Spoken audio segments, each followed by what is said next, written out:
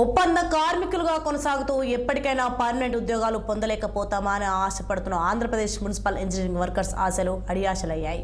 వారికి కనీస వేతనాలు కూడా అందకపోవడంతో సమ్మెబాట పట్టారు. గత 3 రోజులుగా కాకినాడ నగరపాలక సంస్థ వద్ద కార్మికులు సమ్మె చేస్తున్నారు. జీతాలు పెంచాలని, కార్మికులను క్రమబద్ధీకరించాలని, విధి నిర్వహణతో చనిపోయిన వారి కుటుంబంలో ఒకరికి ఉద్యోగం ఇవ్వాలని, సీనియారిటీ ప్రాతిపదికన జీతాలు చెల్లించాలన్న డిమాండ్లను నెరవేర్చాలన్నారు. తమ సమ్మె వల్ల ప్రజలు ఇబ్బంది పడుతున్నారని, ఈ అంశం తమను కలిచివేస్తుందని ఆవేదన వ్యక్తం చేశారు. ప్రభుత్వం డిమాండ్లను పరిష్కరించాలంటున్న యూనియన్ నాయకులతో మా ప్రతినిధి దుర్రాని ఫేస్ టు ఫేస్.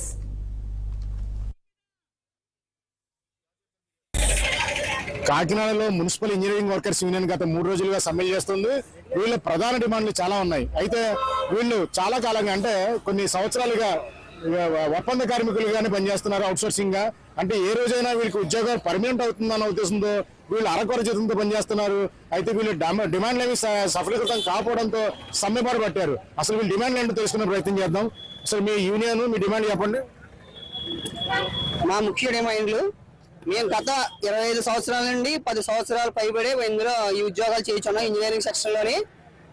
మా ముఖ్య డిమాండ్లు ఏంటంటే 15 సంవత్సరాలు దాటిన వాళ్ళందరికీ పర్మనెంట్ చేయాలని, టెక్నికల్ వర్కర్కి 29,000 రూపాయలు ఇవ్వాలని, నాన్ టెక్నికల్ వర్కర్ 24,500 రూపాయలు ఇవ్వాలని మేము కోరుచున్నాము. ఈ కార్మికులు ఎవరైనా చనిపోయిన యెడల 10 లక్షల రూపాయలు ఇప్పించవలసిందిగా కూడా ప్రభుత్వానికి మేము విన్నపించుకున్నాం.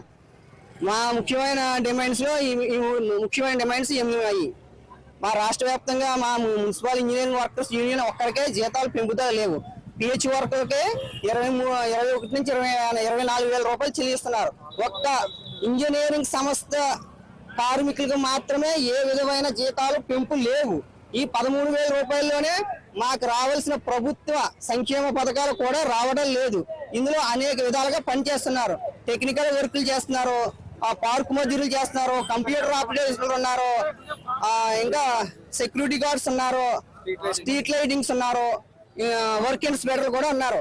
ఇందులోనే అనేక ఎంటెక్లు, బీటెక్లు, ఐటీలు అన్ని చదువున్నా కూడా నార్మల్ జీతాలు మాత్రమే తీసుకుంటున్నారు.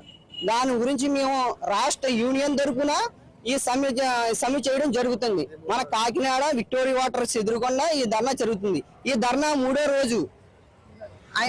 మీరు ధర్నా చేయడం వల్ల నగర ప్రజలకు ఎదురవుతున్న ఇబ్బందుల్ని ఏ విధంగా పరిష్కరించే ప్రయత్నం చేస్తారు? మేము ఈ నగర ప్రజలను ఎప్పుడూ మీ ఇబ్బంది పెట్టాలని మేము కోరుకోలేదు సార్. మేము 25 సంవత్సరాల నుంచి 10 సంవత్సరాల నుంచి ఎన్నో రకాలుగా బాధలు పడి ఉన్నాం. మూలనే ఈ రోజు మీ సమ్మె బాట మేము పట్టి ఉన్నాం. ప్రజలను ఎప్పుడు మీ ఇబ్బంది పెట్టాలనుకోలేదు. మా కార్మికులు చాలా ఇబ్బందులకి గురవ్వడం వల్ల మేము ఈ సమ్మె బాట బట్టి ఉన్నాం.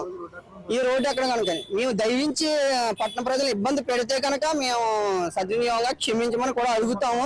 మాకు కూడా ప్రజలు కూడా సహకరించాలి. ఎందుకంటే కార్మికుడు ఎప్పుడైతే ఇబ్బంది పడ్డాడో అప్పుడే రోడ్డు ఎక్కుతాడు, అంతే తప్ప వేరే విధంగా ఎప్పుడు కార్మికుడు అనేవాడు రోడ్డు ఎక్కడ.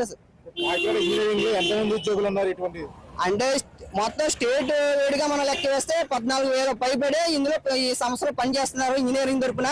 మన కాకినాడలో బట్టికి 225 మంది కార్మికులుగా వాటర్ వర్క్స్ అయితే, పార్క్ మజూరు అయితే, కంప్యూటర్ ఆఫీస్ అయితే, స్ట్రీట్ లైటింగ్ అయితే ఇందులో పనిచేస్తున్నారు.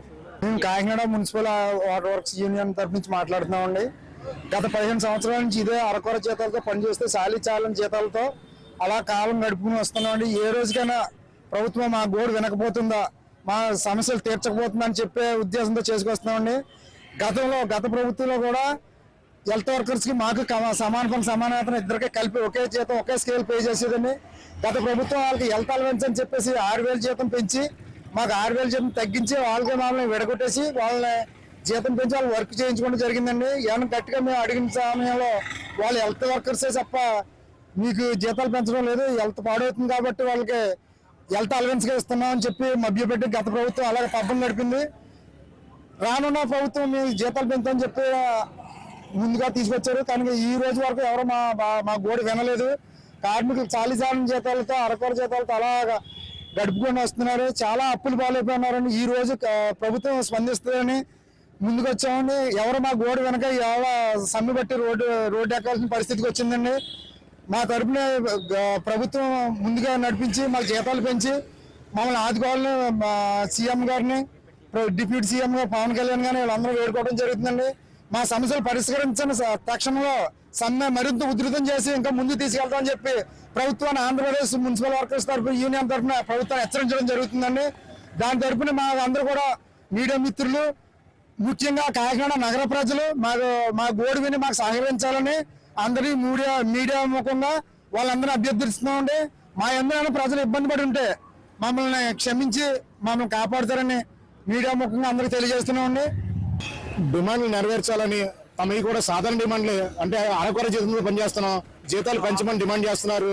ప్రజలకు ఇబ్బంది లేకుండానే ప్రభుత్వం వెంటనే స్పందించాలని కోరుకుంటున్నారు.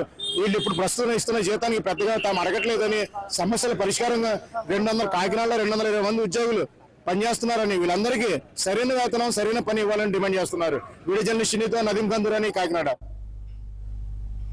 మంచు ఆస్తుల వివాదం